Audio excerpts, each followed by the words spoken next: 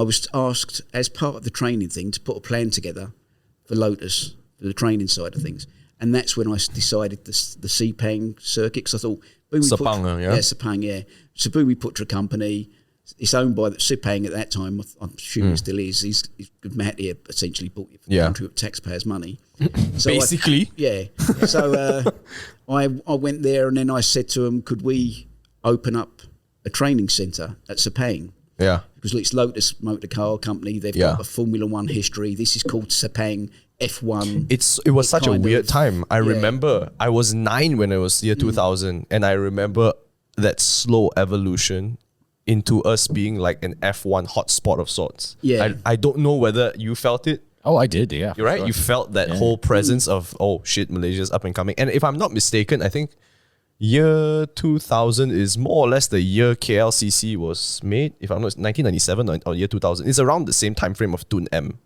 Yeah. When he was the Prime Minister. Oh, yeah, he was Prime Minister. I think in 2001-ish he resigned. Theoretically resigned. Yeah. And I remember at that time, a lot of us felt very proud to be a Malaysian. And that's when I think he started that whole Wawasan 2020, Vision 2020, around that time. Yeah.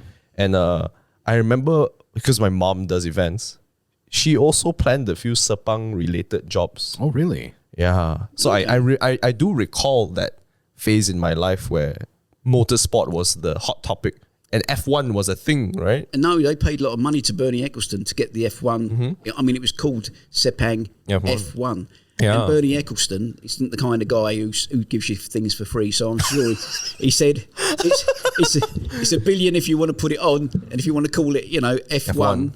Make it 2 billion, and they obviously shook hands and said okay. And it's strange because there was a transition, I think in 2010 to 2012, I don't know, the timeline could be completely off, where then Singapore became an F1 thing.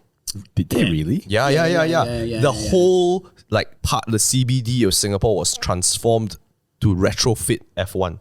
And they would race around the city, and I thought, wow, what happened? I thought Malaysia was the go-to place for F1. That's what Singapore does. No, it was. I mean, there's competition between the two countries in there because it was one country at one time. So it's like a sibling rivalry. You know how it goes, guys. Sibling yeah. So it's. But this isn't really a contest, though. No.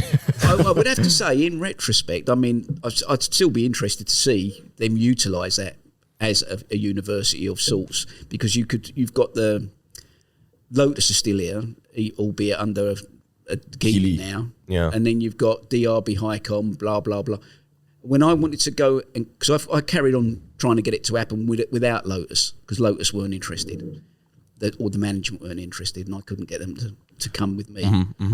So I went to Cranfield University, which just does master's degrees, and they were really interested in partnering. And as soon as you mentioned Lotus in Britain, for example, you could get any university. No way, are you serious? They were all interested in partnering into it. So I think that would still be the same. I mean, if you put the university up there and you say we want prestigious universities to put courses on here on a global basis for Malaysians and overseas students, I think they still would. Where is the current hub if you were to train to be in motorsports now? In motorsports now, you can go online, go Motorsport University England, and you'll find there's probably 10 or 15 universities that do motorsport related studies. Is the UK the hub then? It is for Formula One still, but I think you'll find it similar in America. Oh. Now I don't know about the rest of the world.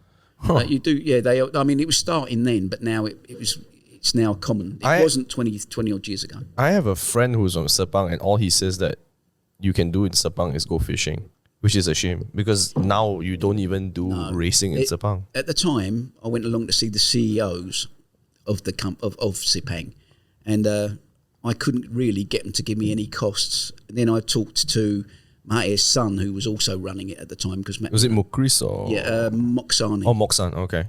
And I talked to his PA of sorts. I didn't get to speak to him. And he said, I said initially, could we use the events hall where the journalists go? Yeah, I'm familiar. And he just said, well, no, VIPs use that. They only use it like when MotoGP is on and Formula One. I said, well, we could work around that. It's a 32-week academic year. Yeah, you can shift things around, we can close it. But anyway, I think he was just putting me off. And then I did get an offer from McZarney through him, and I think it was Lotus build the university at their own cost.